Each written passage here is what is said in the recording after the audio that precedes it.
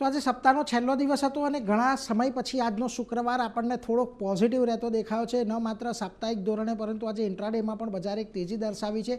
સૌથી પહેલાં આ સપ્તાહની વાત કરી લઈએ તો જો સીઝફાયરના સમાચાર આવ્યા બાદ જે એક મોટી તેજી આવી હતી એને પગલે આપણને આ સપ્તાહે બજાર ઓલમોસ્ટ નિફ્ટી 6% વધારો દેખાયો છે, સેન્સેક્સમાં પણ 0.5% વધારો આવ્યો, નિફ્ટી બેંક 8.5% જેટલું આ સપ્તાહે આપણને વધતું દેખાયું છે। તો સામે તમને મિડ કેપ અને સ્મોલ કેપની અંદર પણ જુઓ ઓલમોસ્ટ 7.5% પારની તેજી તમને અહીંયા જોવા મળી છે। હવે આ તો આખા અઠવાડિયાની વાત થઈ ગઈ, પરંતુ આજના દિવસે જુઓ આપણને સારી તેજી સાથેનો કારોબાર થતો જોવા મળ્યો છે અને મહત્વનું ક્લોઝિંગ 24,000ની ઉપર આપણને નિફ્ટીની અંદર આવતું દેખાયું છે। સેન્સેક્સ પણ 900 પોઈન્ટ વધ્યો, બેંક નિફ્ટી પણ જે 55,800નું એક રેઝિસ્ટન્સ હતું તેની ઉપર આજે બંધ થયો છે, જે પોઝિટિવ વાત છે।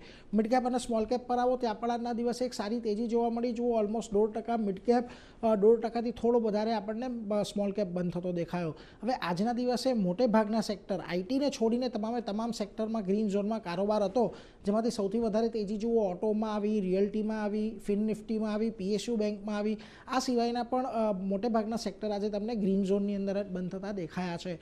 ખાસ કરીને નિફ્ટીના ફ્રન્ટ પરથી આજે જ્યાં ઘડી તેજી રહી એમાં જુઓ આઈશર મોટર્સ 0.4%ની તેજી આવી, Asian paint, Bajaj auto, Shriram finance, આ બધી જગ્યાએ ખૂબ સારી તેજી આપણને જોવા મળી છે। વેલ જ્યાં ઘડી ઘટાડો રહ્યો એમાં કોલ ઇન્ડિયાનું કાઉન્ટર હતું કે જ્યાં ઘડી ઓલમોસ્ટ 4.5%નો ઘટાડો રહ્યો। આ ઉપરાંત સનફાર્મા, ઇન્ફોસિસ અને ટીસીએસ પણ દબાણમાં રહ્યા।